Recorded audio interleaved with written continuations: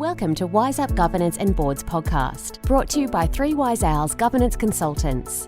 Covering hot topics in governance, risk, latest regulatory changes, and issues keeping directors and executives awake at night. Here are your hosts, Ainslie Cunningham and Deb Anderson.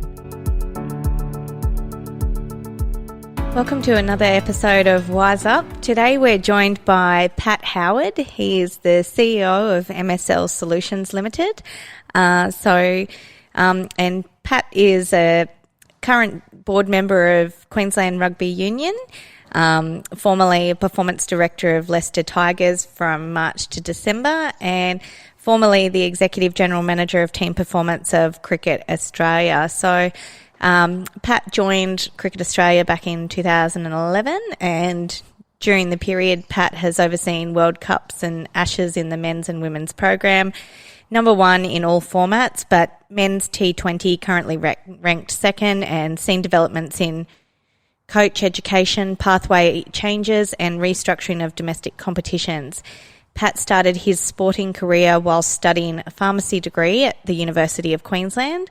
He went on to become a rugby union international at 19, winning numerous awards as a player and later as a coach. Pat has a full blue from the University of Queensland. In 2004, he became Director of Rugby at Leicester Tigers, considered the leading professional rugby club in Britain. Pat was 2007 European Director of Rugby and the first person to be European Coach in 2007 and Player of the Year in 2001. In 2007, he moved back to Australia to become General Manager of the High Performance Unit of Australian Rugby Union, where he was responsible for the recruiting of the 2007 to 2013 Wallabies management. Pat spent 3 years as COO of Cromwell Property Group, ASX 200, one of the Queensland's largest listed companies with 3 operating segments: property investment, funds management and property development. He was responsible for the day-to-day management of the business, including HR, IT and administration. For a period in the role, he was also Head of Property Services. Pat is also joint founder and director of a pharmacy management business, which now has 18 pharmacies in 3 states. Pat is married with 4 children. Welcome, Pat. Wow, it is funny when you're reading those things. They're very pitched at a very different audience, but look, it's lovely to hear it back at yourself sometimes. But thank you for having us. Yes, no, definitely. A very varied section of sport and pharmacy and a bit of property. Yeah, it's been a schizophrenic career, but no, and it's funny, isn't it? One of the first roles I had in leaving Cromwell was to be in charge of the National Cricket Centre when it got developed. So it's amazing that whilst there may seem on the surface no continuity, it's amazing what every role you learn something for your next role. And cricket has had many instances of very public crisis management, and it's amazing the environment we're in today is, very much dealing with situations that are new, and you have to be able to plan for it and react to it. So it is a really interesting, you learn something from every role you do. Absolutely. So being the executive general manager for team performance at Cricket Australia at the time, were you around at the time of Steve Smith and Dave Warner? Yeah, so I was in the room when I'm the one that told Steve and Dave what their punishments or sanctions would be. I had to deliver that to the team as well. I was in both in Johannesburg when you delivered those and in Cape Town when the issue happened. I had to get to Cape Town very quickly. I'd been with the women's team in India at the time, so I flew across and dealt with that in my role. So, and that was quite common in sport. You have very public issues, and so you have to deal with things relatively quickly. You have to be able to balance public perception with boardroom sentiment. You need to be able to deal with precedents that may not always be obvious to the external. So it's a really interesting process that you get better at over time. I think as Australians being so passionate about sport, it's very disheartening, isn't it, when you have to deal with those sorts of issues. It's quite challenging. Yeah, look, it can be. And look, I think you have a challenge in when it's and look, I think actually every country is quite passionate about their sport that I've been. I lived in the UK, I lived in Ireland. When you're listening to certain accents on this call, we know that not everybody's from Australia as well, so I understand that. But look, every country has their issues in sport. You've got to.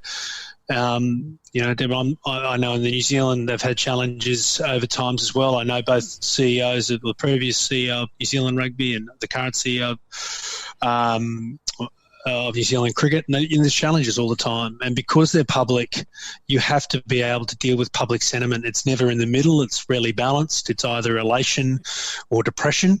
It's just usually sit in the middle, and you've got to be able to be fair and balanced to the individuals that it's affecting. You've got to give a calm response that's fair and reasonable, and you've got to expect to be criticised at the end of it because you will have people that either don't know the precedents or don't know the issues and haven't gone through the layers of governance to be able to get to an ultimate answer.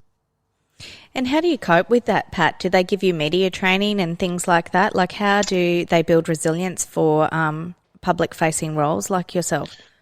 I have had plenty of media training. I don't think it's ever particularly helped. I started playing for Australia. My first time I was 19, so you have to face the cameras over a long period of time. So there's, a good part of, I think it was black and white TV at the time, but it was 25 years ago plus now that I first started doing interviews, and the complexity of your interviewing gets more difficult as you get out of talking about yourself as a player. Then you might be a coach and you have to talk about your team.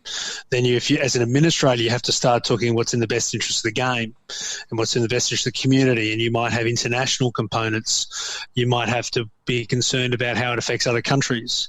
And you're still got to be strong enough on your principles, so even though it will offend some people to make change, because self-interest will obviously play a part in a lot of change management.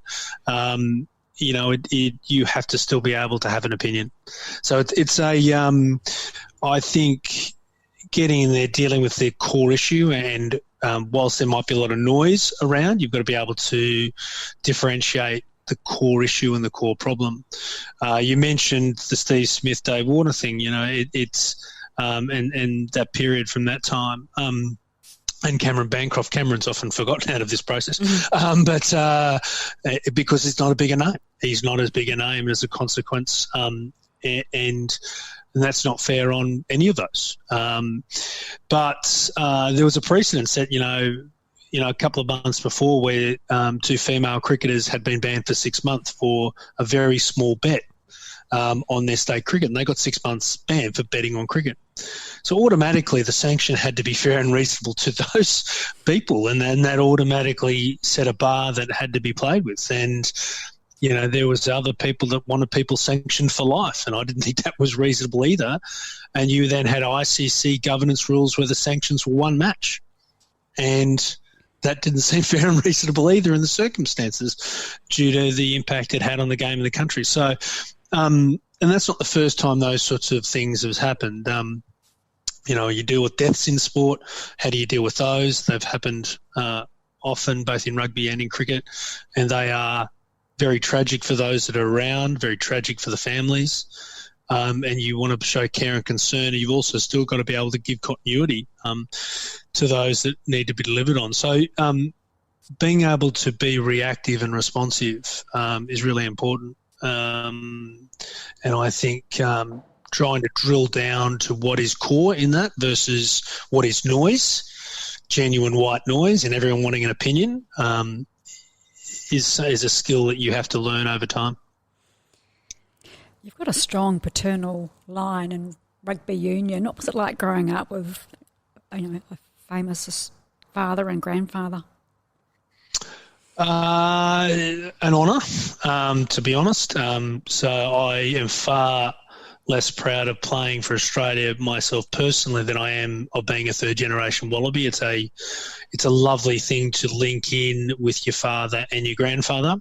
Obviously, my grandfather didn't get to see me play from Australia, but I was lucky enough that Dad was an assistant coach for Australia when I first started playing. So it is a very, very fond memory for me to be able to do that. My mother is and was a rugby union coach. There's a very strong theme. So I'm not quite used to this hashtag me too. I've been involved in that for a very long time when my mother was coaching me and telling me to get closer and get tougher and get being stuck in. She was absolutely brilliant. And so she in her own right is a very famous female coach, or coach, just a coach. No gender required. And I'm very lucky to have been involved in a family that was so passionate about something. So from pharmacy degree to cricket, how did that transpire, Pat?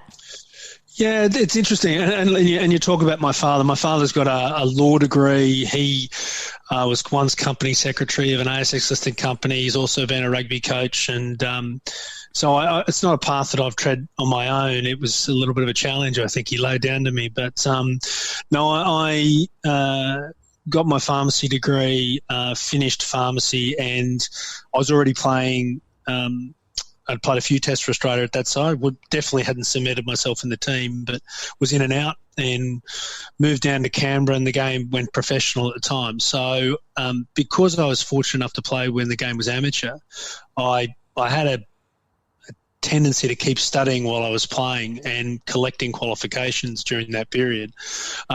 So whilst it looked good on paper by the time I'd finished. I didn't have any experience at all. But sport does teach you a lot. It does teach you teamwork. I don't think it's just a line. I think it deals with resilience. I do think players, even today, their lives are played out on Instagram. They are very resilient. They have to deal with open criticism far more than my generation had to. And I've got a lot of empathy for sportsmen today and how they have to be judged. They are a lot better than the generation before, and probably the generation before that. They have to be. They're just lives are in a microscope. But I bought my pharmacies. I'm still director of RX Pharmacy Group. My daughter turned 17 today, and we formed them the day she was born. So I know they're 17 years today, and so we own pharmacies in Sydney, South Australia, and Victoria. And I did that while I was playing. As you noted, I was director of rugby in Leicester. Once I'd finished playing, I came back and headed the high performance unit in rugby, and I missed the birth of my fourth child, so I was based in Sydney. And had to look for a career change based in Brisbane. That's when I became Chief Operations at Cromwell. And that was a fantastic role. I'd studied, a bit of applied finance and investment. I had my MBA, so it was a nice fit. And they wanted someone from outside to deal with performance and trying to bring accountability into the organisation. And it was a really good lesson that I said, look, I'm a pharmacist. I understand property from a retailing side, and it was a really interesting perspective that I thought it was just a line to get a job in an interview. What I found out is that external experience and looking at things from a very different perspective has been very, very handy in property. It was very, very handy in cricket. And even today in a new organisation, MSL, you come in with a different perspective, and I think your collection of ideas that form good decisions is really important. Can't be your decision, but you listen to technical experts from differing variations and different degrees, and you can come up with better solutions at the end. Yeah, absolutely. And you briefly touched on before, Pat, about governance in sport and managing deaths of players and things like that. Were you part of Cricket Australia when Phil Hughes' death happened? Yes. So I was, and I don't want to, obviously, out of respect for the Hughes family, don't want to talk about it too much. But look, it's dealing with the period post that where we had to negotiate with the players to get them back out and play, which was very, very difficult on them. But it was a very important thing to get back out and play.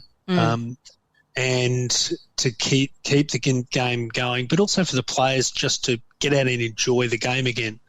There was no expectation, and it was a very challenging period for everyone. I think the head of the Players Union had joined only a month before, so that was a really difficult period for him. He didn't really, he'd say it today, it was a pretty big initiation. And obviously incredibly tragic for those that are on the pitch, those around. It was New South Wales versus South Australia at the SCG. Yeah. I was talking to Michael Clark at the time, and, it was Michael, you better get in the car and off you go. So it was a, you don't want to trivialise. And look, by coincidence, when I was working Cromwell, there was a death. When in rugby union, I've seen a little bit of it as well, with injuries. And, you see it in sport. You see it in other walks of life. And, dealing with, imagine working in the aged care sector as a few of my mates do, it's a really challenging environment to be able to be incredibly respectful of what is happening in an environment and sort of try and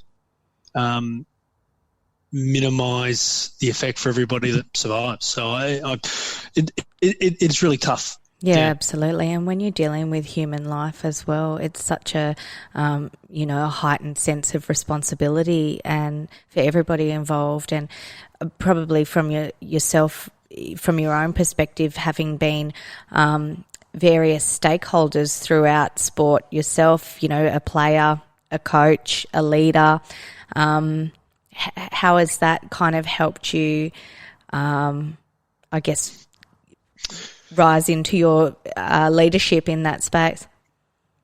Yeah, look, I do think it's helped, being able to say I've sat in your shoes. And, when you're talking to, I sit on the QAU board, you're talking to the coaches, and you can say, look, I've been a coach, and it does help. Or you're speaking to a player and you go, I've been a player. I get it. You're not trying to make mistakes. I understand.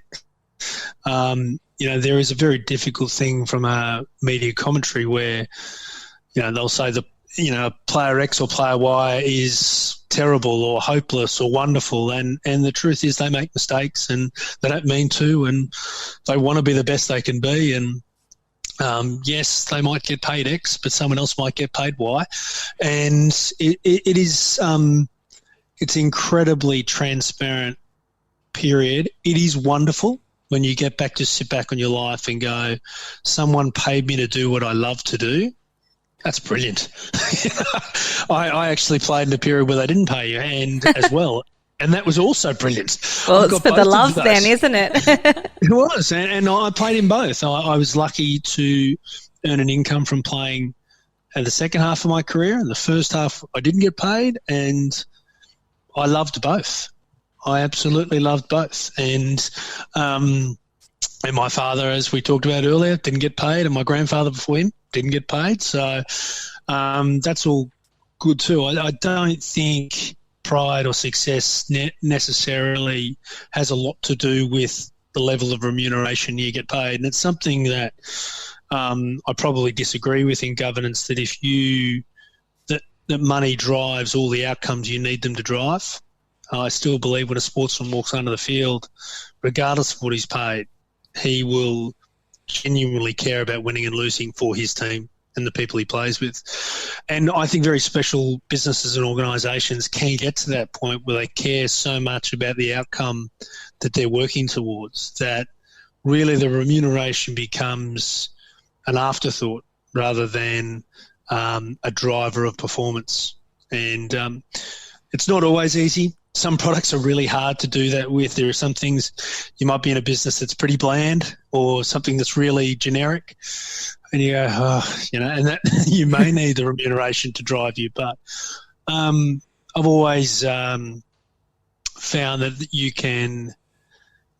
Working in sport was lovely. I've really enjoyed MSL's got a nice ability to work around sport, and I think working in an environment at the moment where you're driving new products to actually cope with COVID outcomes and these sorts of things. It's been amazing how exciting that's been for people to produce things that can help people open and get them started again. And I think if you can see what you're creating gives you tangible outcomes, sometimes remuneration is not always the number one answer.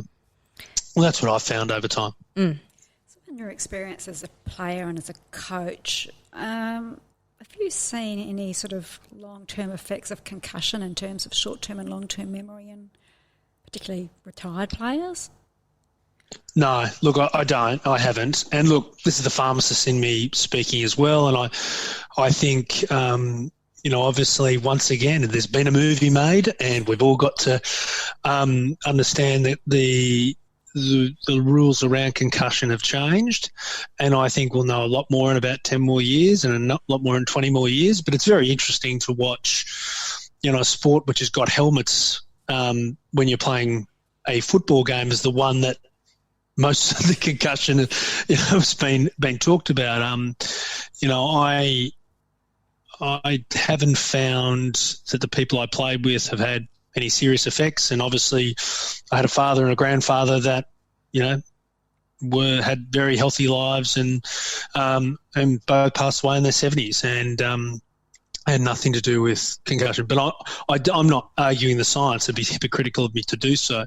But obviously you have to be careful of it today. You've got to play with if you have a concussion, you take the player, the child. I coach under 12s and under 13s and coach in other areas. So you get a hit, sorry, mate, you're away for another couple of weeks and you come back when you're right. So I think there is a degree of danger in lots of things you do. And, you go for, every New Zealander would love to go down snowboarding. And these days we all make sure we stick our helmets on when we do. And I'll go cycling as well. And it's a very dangerous sport, relatively in terms of, but I'm not going to stop doing that either. And so trying to balance out risk versus making sure you have a mental health that is worthwhile, I think you take reasonable precaution, and I think that's sensible and match your decision making to the knowledge you have at that time. Yeah. But, I do have some benefit of 25 years down the road, and my wife may argue I'm not all right, but generally I'm okay. Yeah, you have very much a unique perspective and almost even the right balance between EQ and IQ, coming from such a varied background. And so how have you, I guess, used some of that in your role presently as CEO of MSL, and how have you managed through this coronavirus pandemic, I should say? Yeah, so I joined MSL in August 2019. I'd on the board of MSL, there are two directors that I've dealt with before. One, chairman of Cricket Australia. So we had a relationship where I was exited and brought back in as a little bit of a change agent. And David Eustace was on the board of Cromwell when I was there. And this was very much MSL had some really great products. It's, it is effectively the IT provider to Golf Australia, golf management systems. So it had a lovely sports side to it. And then it also has got point of sale and analytics in some of the best stadiums all around the world, the Manchester Uniteds and Manchester Cities and all these great sporting. So there was a lovely bit where I could bring my property bit together with my sport bit, and making sure that the oversight that I'd had in previous C-suite roles and management to bring it all together. But they had worked a little bit like some listed ASX businesses work, where it was all revenue driven, but the bottom line was ignored. So, MSL lost sort of best part of 5.8 million in FY19, and if we continue going down that track and COVID hit, it would have been, an absolute nightmare. So fortunately, we've been making decisions to turn it around well before that. Still, the stadium base is excellent, but the first bit was to try and get your cost base right. So we're well down that route by the time coronavirus hit, and much like the QAU board, which I sit on, and even the pharmacies that I work on, our pharmacies, a lot of them are in the Sydney CBD. So there's nobody in the Sydney CBD. And as a consequence, every one of those three businesses has to look at cash flow. They have to look at making sure they manage their cash flow through this period and try to drive sensible outcomes, making sure you can look after your staff if you can. Many of our UK staff are furloughed, and the hope is that as we come out of this at some stage, that they will have jobs to come back to. And you want to be able to look after your stuff. You don't want all that IP going out the window. You want continuity, but you also have to be pragmatic. You might have to lose some people to save the majority of people, and that is you stop worrying about exponential growth, and you talk about, let's make sure we're here next month, make sure that we're driving, make sure we look after our customers' survival, we'll make sure we help them open. And if we help them open, then we can help them drive revenue, and then we help our own sustainability in it. And I think one of the great things about this period has shown how interconnected and reliant so many businesses are on everyone else's business. That was a long-winded answer. No, absolutely. No, that answer was perfect, Pat. So QRU, tell us a bit about the hot topics of conversation around the board table at present, with challenges with not being able to play games and players having to, be in different places and all those sorts of things. Yeah, so the games have just started again, about 2 or 3 weeks into the games. So I think getting people back out and playing is wonderful, and being able to have a small crowd base. I went and watched the Reds play the Western Force last week at Suncorp Stadium. But we've also got some great opportunities. Ballymore, which is the big facility in the middle of Brisbane, they've got some government grants, both federal and state opportunities that are coming their way to make sure that this is a facility that can be a hub for not only rugby union. It's in a really unique part in northern Brisbane where you've got so many sports just there, with Downey Park across the river, and so many sports that can sort of work together. And you need to do that. You need to work with other sports so that everybody can be integrated. Rugby stadiums could be used for hockey, and when you work towards Olympic bids and those sorts of things, there's so many exciting things that you can do collectively if you think, don't just park your sport on your own, actually work with other sports together. Because, if you believe in your sport or the sports you play, you back it as an opportunity to play it, and you're not defensive or hoarding your players from other sports. Dealing with Elise Perry, who was a wonderful cricketer and soccer player, trying to be able to help her manage through her multiple sports was a great learning. And trying to help her maximise her talents through that period gave you great affinity to want to be working with other sports. QRU currently, rugby in Australia is, a second-tier sport compared to, say, New Zealand, where it's a number one sport. It's a national game, and you've got to be able to make sure you have a competitive advantage and find your place. So, a lot of the staff have been stood down at the moment. They're still working their backsides off. I'm sure that's a technical term, the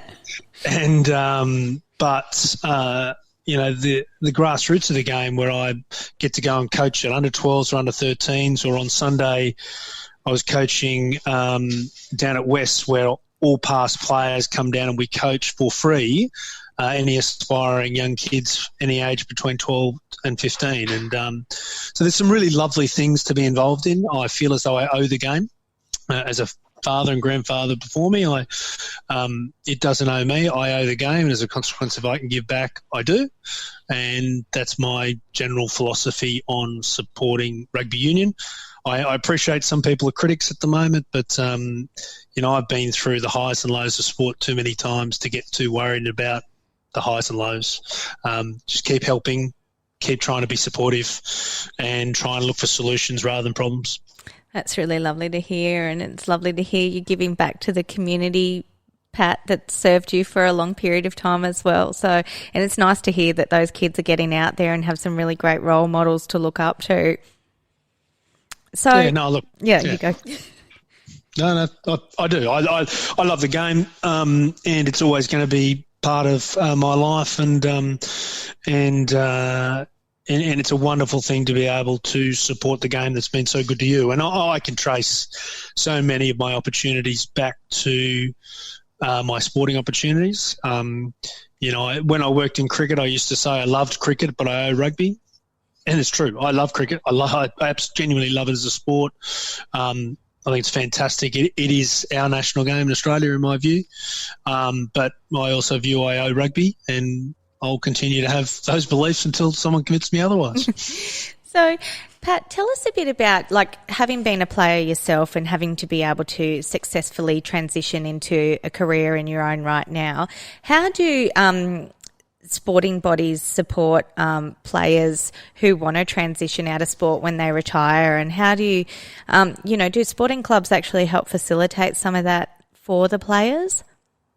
Yeah, it's the best way I put it forward is there's a buffet of support now, probably so far in excess of where it was in the past. In saying that, the reliance is still on the player, and it should be, to step up and take those opportunities. So I've seen some sportsmen in both cricket and rugby do it very, very well and transition incredibly well. Lots of the players that I've played with have done exceptionally well after playing sport. And in cricket, I saw, some states drive it very, very well. And other states, it wasn't the priority. And you can see the differential. Well, you have a champion. George Bailey, who's a player at the moment in Australian cricket or just retiring, he's also now a selector. He's doing his MBA out of University of Tasmania. He sends a message to all those players he played with that it's really important on how you transition out of the game. And, you don't have to – people sometimes focus on the top 3 or 4 players and all that sort of stuff. It's more about the people that have a 10-year journey and their names they weren't the best player, but they were really great. They gave so much of their time, and how do they transition out? Because they're often those that can offer so much perspective and so much value because they've had to endure the highs and lows of sport.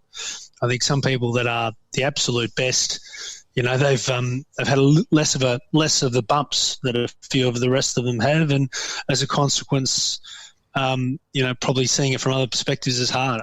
I don't know. I wasn't one of the really good players. I've found the similarities far more common than the differences across sports. So tell us a little bit about women's cricket in Australia. Pat, we've got some exceptionally talented young women cricket players. Yes. You must have seen that progress quite a lot. I'm really proud. Yeah, I'm really proud of it. And, it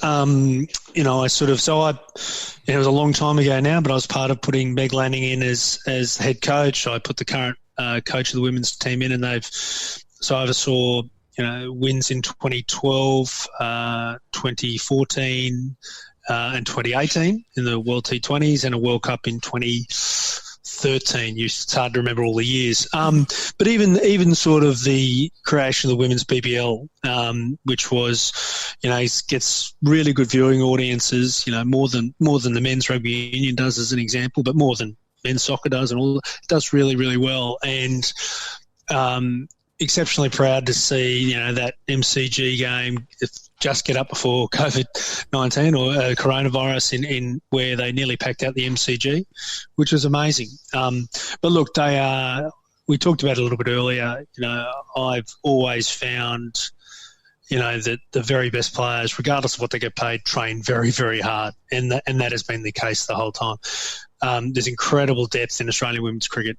There's some world-class players, and there's talent elsewhere. There are some very good players in lots of other countries that are probably not known to the players to people in Australia, and I'm incredibly proud of seeing those players come through, and even the talent pathways we've seen.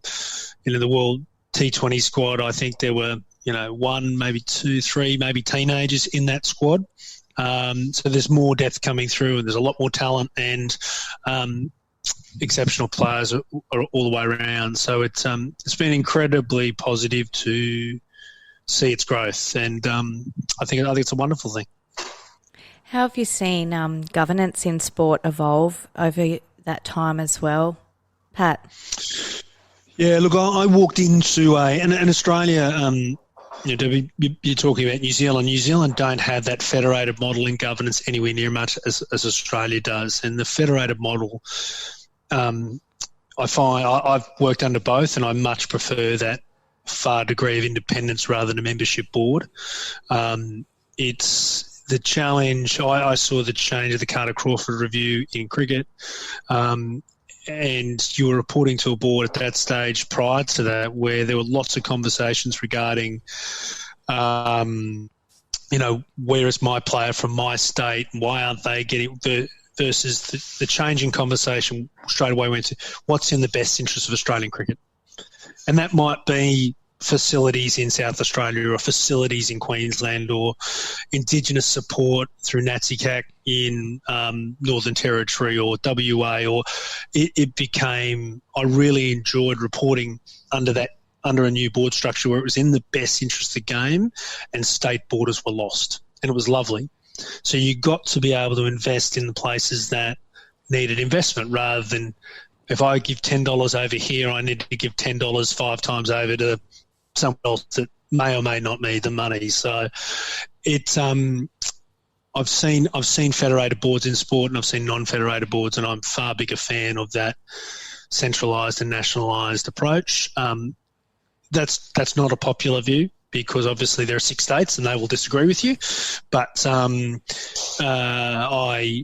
do love being able to go, look, if state X needs, not even state, an area, the Karratha needs the most support, let's put the most support into the Karratha, for example. And it's a very difficult thing that Australia has grown up in that federated system. That's something that we have, and it'll be a great thing to break down over time. And the sports that have had to do it under best practice corporate governance guidelines released by the Australian Sports Commission a few years ago.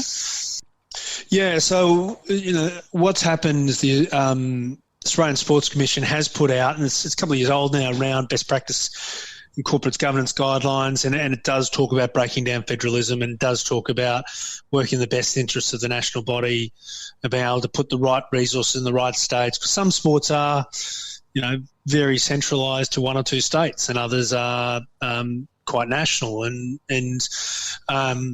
it's very hard for those states that aren't, strong in one area to put their case forward. So, but the biggest sports, there are 3 or 4 very, very big sports, and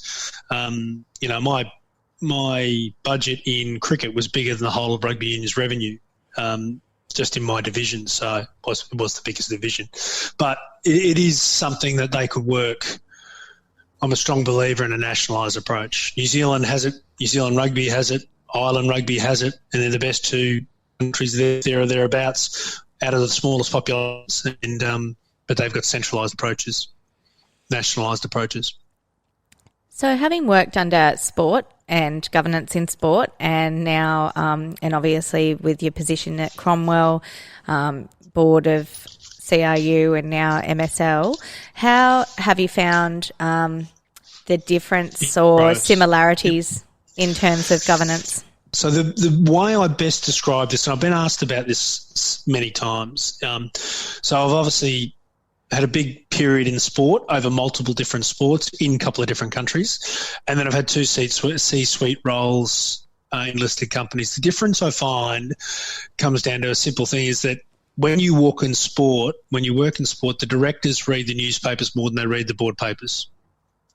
And you don't have that issue in other situations.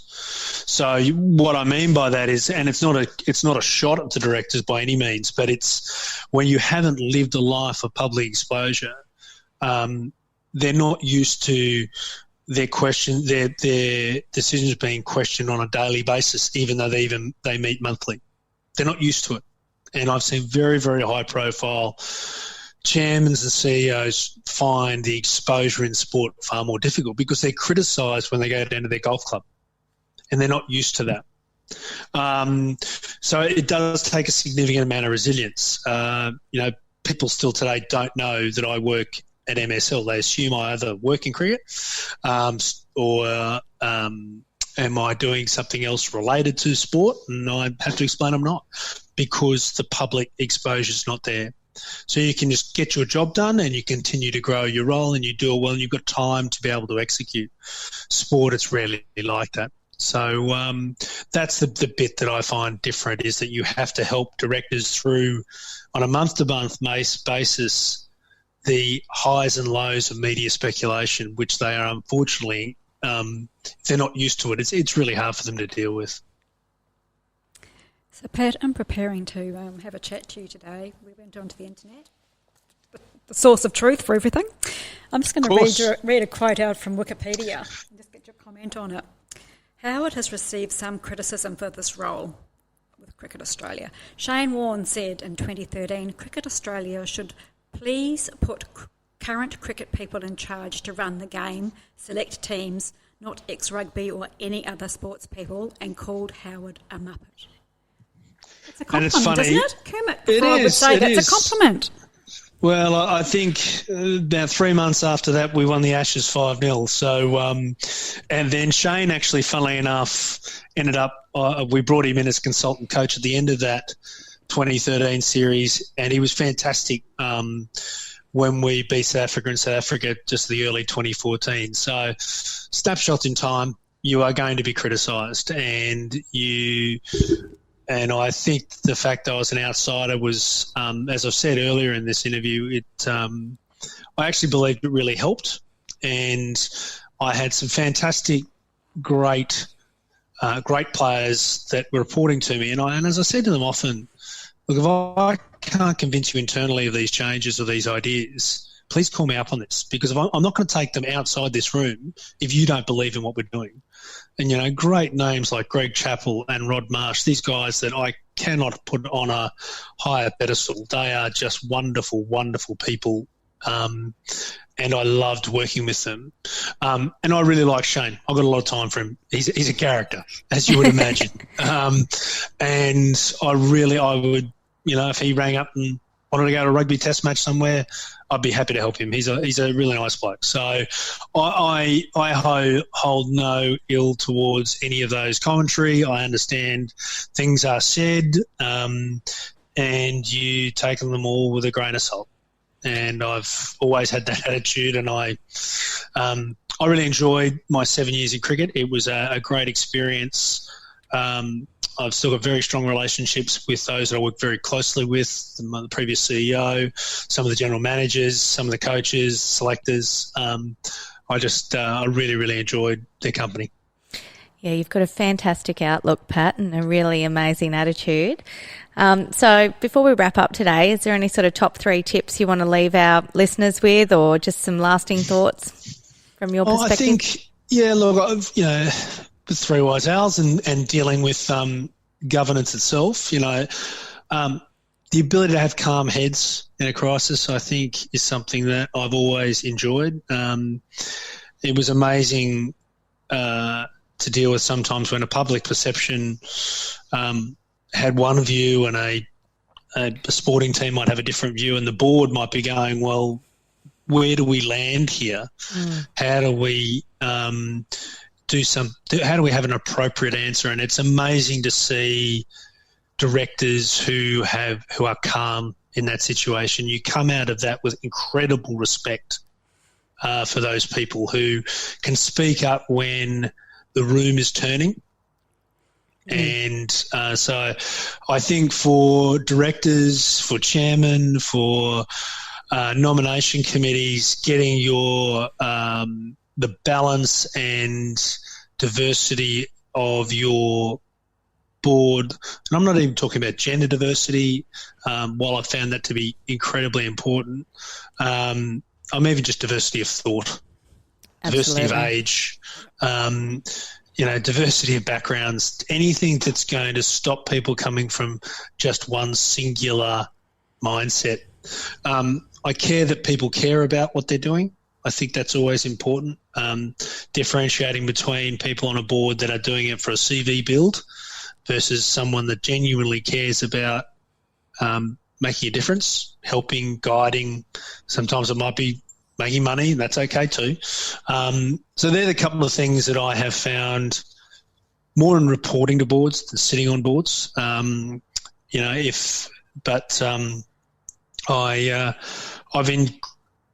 love the challenge of governance. I love being able to convince a room that this is a good idea, even when you're going to cop criticism, even when you know that it could be unpopular, but it's right.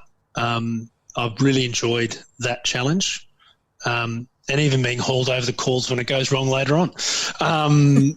That's okay too, and that requires courage from directors, and it requires courage from a room, and it's wonderful when you see an alignment between directors and management that achieve really great outcomes.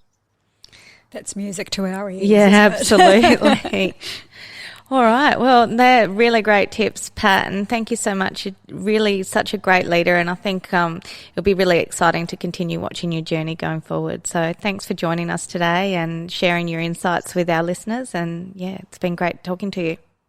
Thanks for asking me. I really appreciate it. Thanks, guys. Thank you. That's all for today.